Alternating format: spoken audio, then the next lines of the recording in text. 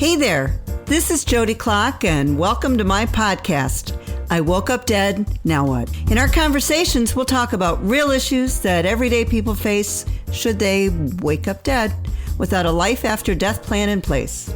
Join me as we explore the how-tos on preparing for you or your loved one's passing without breaking the bank. And let's not forget about those pets too.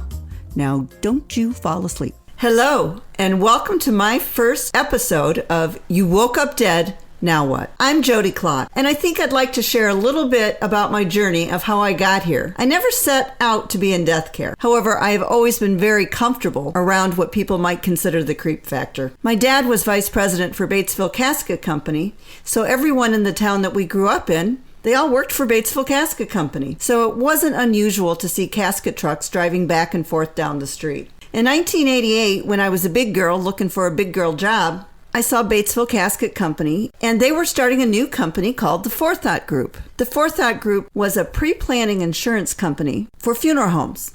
Well, my background was very strong in insurance.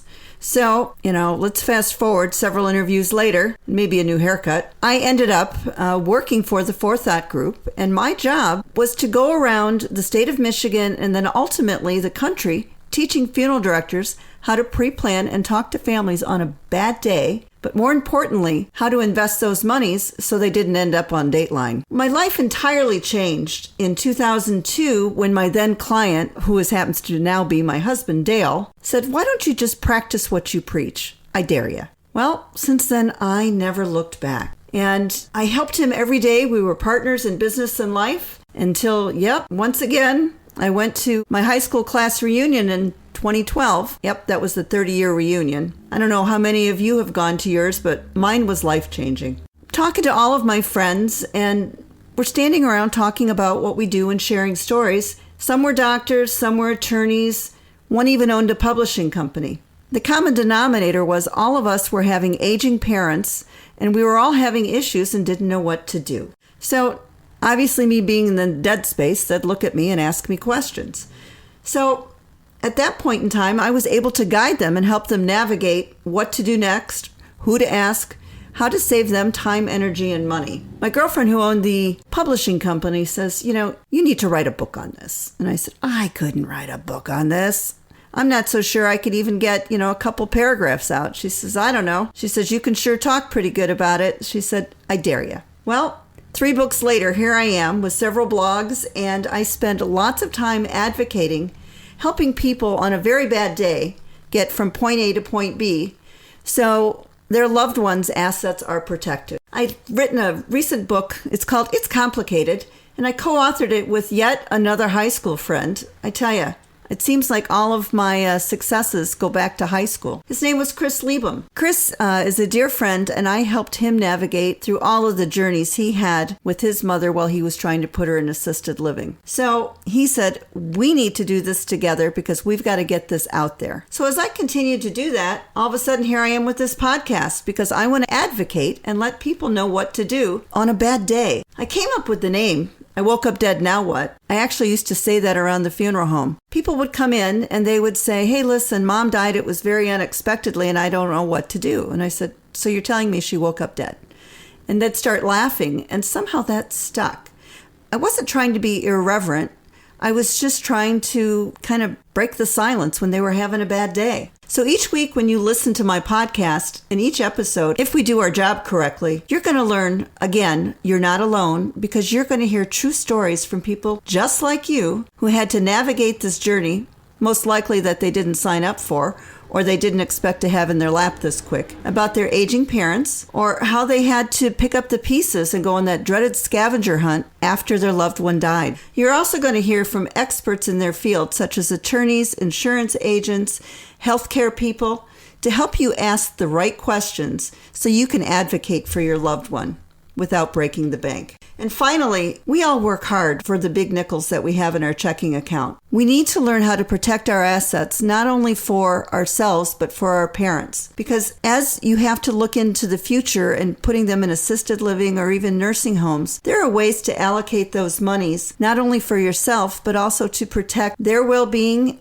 and if they have a pet, their pet's future should they die before their pet. You're going to hear me talk a lot about pets because they are a very important part of my life, your life, and quite frankly, they're one of my passions. I mentioned my husband Dale and I own and operate a funeral home. Well, we were one of the first funeral homes in the country to have a therapy dog. His name was Max. Oh, Max was a hoot. He brought joy to so many people. But when he died, well, number one, we weren't ready for it. And number two, never really thought about what I wanted to do. Well, living in the city of Muskegon, Michigan, the option of burying him just wasn't available. So I wanted to cremate him. So I looked into the options of cremation for pets. And what I learned was really quite astonishing.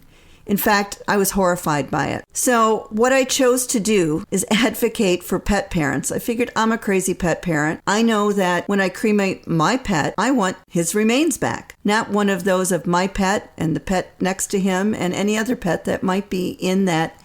At that point in time, they called them incinerators. So what I wanted to do is help start a movement so we could parallel pet cremations to the human side of things. The human side has all kinds of rules and regulations. But pets are considered property, and they're no different than a couch or a chair. And quite frankly, that just pisses me off. What I wanted to do is get proper death care and inform people with the right questions to ask their end-of-life care provider. I felt so passionate about that. I started one of the first pet loss centers to do cremation that was combined with a funeral home. I figured it wasn't uncommon on a bad day for people to call when their loved one died. Why wouldn't they call when their pet died? I wanted to take the sterility out, if you can, or say that if there's such a word, from going into a vet clinic. Don't get me wrong, I love veterinarians, but their primary role is to help pets get better. That's what they went into business for. They ended up doing a great job by helping people make the problem go away with the body of their deceased pet, but that wasn't their passion. So I figured that just like funeral homes, their focus is the end of life and a respectful aftercare. I wanted to do that, and so did many of my other colleagues, for pets at their end of life in their community. So that's why I'm going to talk about that. And finally, if I had a dollar for every pet parent that came in and they said, hey, listen, I know my life's coming to an end or I have to go into an assisted living, that they don't accept pets. So I want to teach you how you can set up responsible pet trusts and other venues so pets can continue to live their life in a happy way without having it end just because yours does. My personal feeling is what's going to make this podcast different is nothing is off the table. We're going to talk about stuff that might be uncomfortable, but we're going to talk about it in a factual way. We're going to relate it to stories, and we're not going to pull any punches. I'm not here to profit off of you. I'm here to help you make informed decisions. There is no one-size-fits-all approach. There is a one-size-fit-most, maybe at best. So please, jump over to my website, jodiclock.com, and I hope you learn a little bit about me. You'll see that I'm a crazy Bruce Springsteen fan, but also you'll see that I've got a few books out there, and more importantly, I have a lot of blogs that address issues that nobody wants to talk about. The purpose of that is so maybe you can get a nugget or two. You can maybe solve a problem or two. And while you're there, download the free family care plan. It will help you help others on a bad day. And finally, please consider going over to Amazon and buying our book, It's Complicated. So in closing, I want to invite you to my next podcast where I'm going to have all kinds of speakers, but the first one is going to be the co-author of my book, Chris Liebem, and he's going to share his story of why he was interested in helping advocate for others. And the next one after that, we're going to bring on a well-renowned estate planning attorney whose passion is not only elder care, but she has started an animal care trust that is the first of its kind. Her name is Peggy Hoyt. So, thank you for not falling asleep. Hey, if you're hearing this message, you've listened to the entire episode, and for that I want to thank you, and I am so glad you didn't wake up dead today. Please jump over to jodiclock.com and download your free copy of my family care plan. This guide will help those you leave behind should you wake up dead. I promise. Be sure to order my book, It's Complicated, based on a true story. Send me an email about topics you'd like to hear in future episodes. Until next time, thank you for not falling asleep.